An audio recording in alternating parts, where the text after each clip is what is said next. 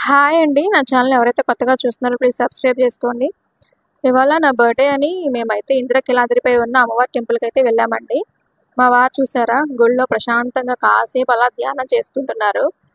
So, శుక్రవారం కదండీ! అస్సలు ఖాళీ లేదు గుడైతే.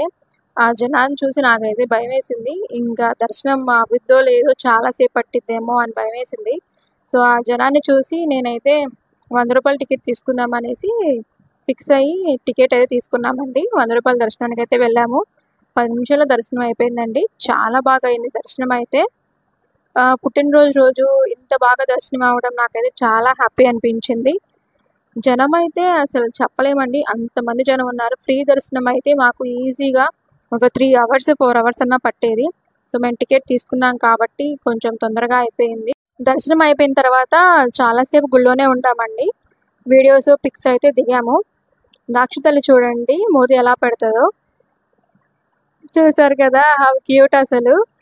ఇంకా తర్వాత దేవుడికి దండం పెట్టుకొని కొబ్బరికాయ అయితే కొట్టేసి ప్రసాదాలు తీసుకొని ఇంక మేమైతే వచ్చేసామండి. Subscribe to my channel.